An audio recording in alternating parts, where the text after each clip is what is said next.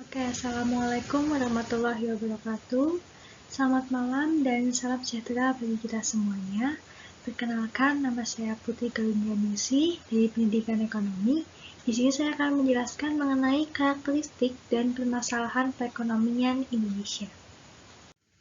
Untuk pokok bahasanya, yang pertama berdasarkan sudut pandang letak geografis dan demografi, yang kedua berdasarkan sudut pandang sumber daya alam dan lingkungan serta kebutuhan modal, yang ketiga berdasarkan struktur dan perilaku masyarakatnya. Langsung saja untuk yang pertama, karakteristik dan permasalahan perekonomian Indonesia berdasarkan sudut pandang letak geografis dan demografi. Oke, gambar di samping itu merupakan peta dari negara Indonesia, di mana letak geografis Indonesia ini merupakan negara yang diapit oleh dua benua, yaitu Asia dan Australia, dan dua samudra, yaitu Samudra Hindia dan Samudra Pasifik. Negara Indonesia ini terbentang dari 6 derajat lintang utara sampai dengan 11 derajat lintang selatan, dan dari 95 derajat bujur timur sampai dengan 141 derajat bujur timur, dan memiliki potensi ekonomi yang berbeda dikarenakan perbedaan sumber daya alam, sumber daya manusia, kesuburan tanah, dan curah hujannya. Wilayah Indonesia ini juga memiliki luas yang begitu cukup luas ya, di mana seluas 5.193.250.000 km persegi, yang terdiri dari lautan, di mana letaknya ini sangat strategis dikarenakan memiliki posisi silang antara benua Asia dan benua Australia, dan menjadi jalur lalu lintas dunia antara Laut Atlantik dan Laut Pasifik, di mana menjadi titik persilangan kegiatan perekonomian dunia, terutama perdagangan antara negara-negara industri dan negara-negara yang sedang berkembang. Misalnya itu, Indonesia menjadi titik persilangan perdagangan antara Jepang, Korea, Republik Rakyat Cina, dengan negara-negara di Afrika, Australia, dan Eropa. Dan menjadi paru-paru dunia yang memiliki hutan tropis terbesar di Asia. Itu merupakan penjelasan yang sudah saya jelaskan tadi di awal mengenai letak geografis Indonesia secara umumnya. Dan apa sih keuntungan letak geografis Indonesia ini? Yang pertama itu proses ekspor impor mudah. Mengapa? Dikarenakan Indonesia ini menjadi pusat pelayaran dan perdagangan internasional. Indonesia menjadi titik persilangan perekonomian negara maju dan berkembang yang menyebabkan mudahnya pemasaran produksi di Indonesia. Yang kedua, membantu perekonomian masyarakat. Banyak orang berkebangsaan asing yang berlayar dan singgah di Indonesia, dan keberadaan mereka ini dapat menambah penghasilan masyarakat sekitar yang berdagang di sekitar pelabuhan dan yang menyediakan persewaan tempat singgahnya.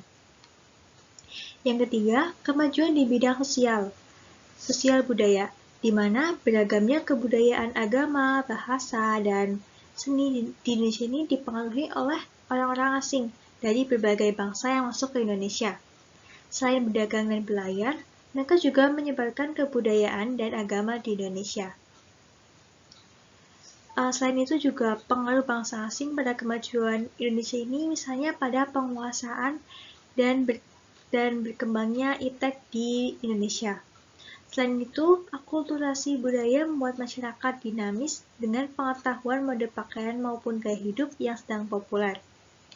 Selain itu juga adanya penggunaan bahasa-bahasa asing dalam komunikasi sehari-hari yang dapat meningkatkan penguasaan ilmu pengetahuan masyarakat sekitar. Yang keempat itu keuntungannya, Indonesia ini memiliki banyak sumber daya alam, di mana letak geografis Indonesia ini kan diapit oleh dua benua dan dua samudra, serta dilintasi oleh garis khatulistiwa yang menyebabkan Indonesia ini dilalui oleh angin muson yang berdampak pada iklim, di mana iklim di Indonesia ini yaitu iklim tropis yang ideal untuk berbagai usaha, budidaya pertanian, perkebunan, kehutanan, kelautan, dan pariwisata. Dan yang terakhir itu keuntungannya, Indonesia ini memiliki banyak ikan dan biota laut, di mana letak geografis Indonesia ini menyebabkan terjadinya fenomena air lindo, di mana fenomena ini terjadi karena adanya perbedaan gradien tekanan yang memicu aliran arus dari Samudra Pasifik ke Samudra Hindia.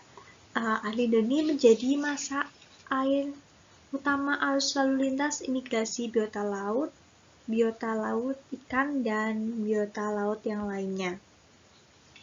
Namun, di sisi lain, adanya keuntungan, ada permasalahan yang menghadapi letak geografis Indonesia ini, di mana menghadapi kesulitan komunikasi dan transportasi antar pulau atau daerah, baik untuk angkutan barang maupun penumpang. Lalu arus barang tidak lancar, perbedaan harga barang yang tajam, dan perbedaan kesempatan pendidikan dan kesempatan lapangan kerjanya.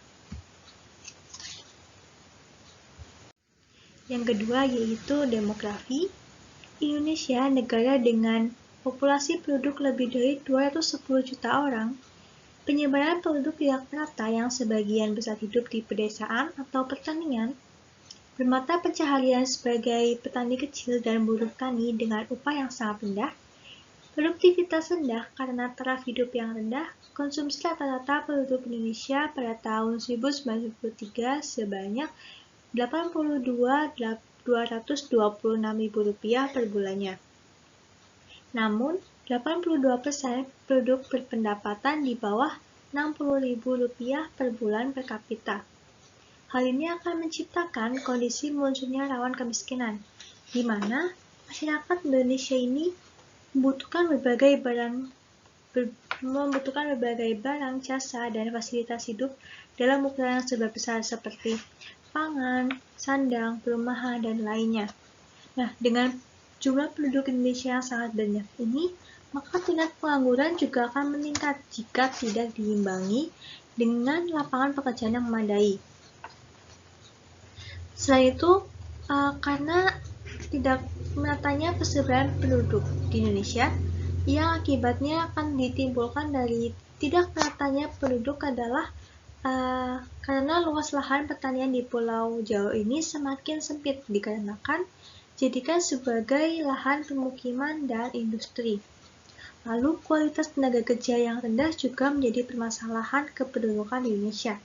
Meskipun tenaga kerja di Indonesia ini sangat banyak, tetapi kebanyakan hanya berpendidikan sekolah dan tidak terampil. Akibatnya, tenaga kerja ini hanya bisa melakukan pekerjaan kasar dan berpendapatan rendah. Hal itu dapat menciptakan kondisi munculnya rawan kemiskinan di Indonesia. Dan yang kedua yaitu karakteristik dan permasalahan perekonomian Indonesia berdasarkan sudut pandang sumber daya dan lingkungan serta kebutuhan modal. Dalam pelaksanaan sistem ekonomi di Indonesia mengacu pada Undang-Undang Dasar 1945 Pasal 33 di mana menjelaskan mengenai karakteristik perekonomian Indonesia. Terdapat 4 ayat, salah satunya yaitu ayat ketiga, yaitu bumi, air, dan kekayaan alam yang tergantung di dalamnya dikuasai oleh negara dan dipengaruhi untuk sebesar-besarnya kemakmuran rakyat.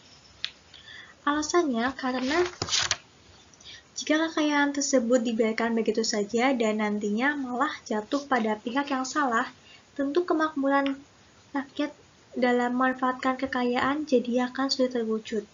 Seperti yang kita tahu ya, bahwa Indonesia ini memiliki banyak sumber daya alam pada usaha budidaya pertanian, perkebunan, kehutanan, kelautan, dan pariwisatanya.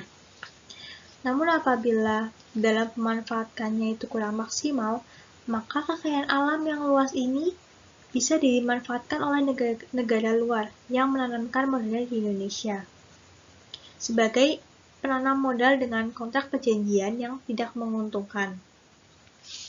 Nah, Indonesia yang memiliki kekayaan alam yang luas dan potensi yang cukup besar untuk modal, Indonesia malah berketergantungan terhadap modal dari negara lain dalam bentuk pinjaman yang sangat tinggi. Karena Indonesia ini membutuhkan modal asing untuk memudahkan masuk dalam ekosistem perdagangan internasional, di mana modal asing ini dapat membantu mendanai berbagai sektor kekurangan dana. Namun di sisi lain, kebutuhan modal di Indonesia yang mengandalkan adanya penanaman modal dari negara lain dapat menimbulkan permasalahan seperti sektor pertanian yang bisa terbengkelai, adanya kerusakan lingkungan, kekurangan lahan produktif, dan eksplorasi sumber daya alam yang secara berlebihan. Dan yang ketiga, karakteristik dan permasalahan perekonomian Indonesia berdasarkan struktur dan perilaku masyarakatnya. Struktur ekonomi merupakan komposisi peranan masing-masing sektor dalam perekonomian baik menurut lapangan usaha maupun pembagian sektoral ke dalam sektor primer, sekunder, dan tersier. Struktur ekonomi dikatakan berubah apabila kontribusi atau pangsa PDB dari sektor ekonomi yang mulanya dominan digantikan oleh sektor ekonomi lain. Sektor yang dominan atau yang diandalkan mempunyai kedudukan paling atas dalam struktur tersebut dan menjadi ciri khas dari suatu perekonomian. Maksudnya, dengan sektor ekonomi yang dominan atau yang diandalkan ini merupakan sektor ekonomi yang menjadi sumber mata pencaharian sebagian terbesar penduduk serta menjadi penyerap tenaga kerja yang terbesar.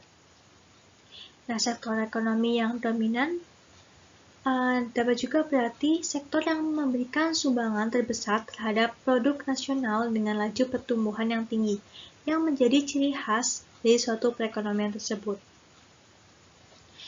Namun, masalah pada perekonomian Indonesia dari sudut pandang struktur ekonomi ini,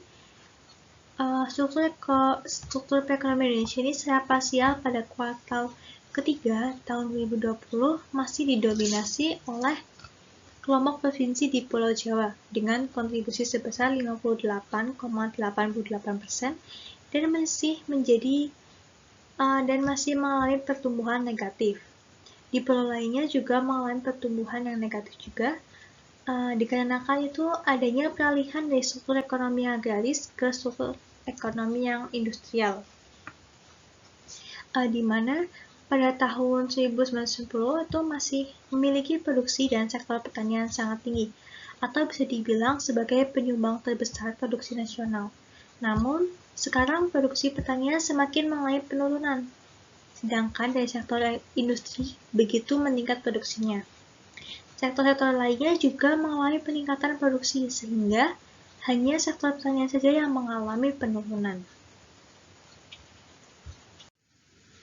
Dan dari sisi perilaku masyarakatnya, perilaku masyarakat ini selalu berubah-ubah seiring dengan kemajuan zaman. Maka dari itu diperlukan tindakan dari pemerintah, lembaga swadaya, masyarakat, dan lainnya dalam berpikir dan bertindak untuk masyarakat. Perilaku konsumen termasuk diantaranya dengan deretan perilaku yang sangat cepat berubah karena berkaitan dengan keseharian masyarakat dalam memenuhi kebutuhannya.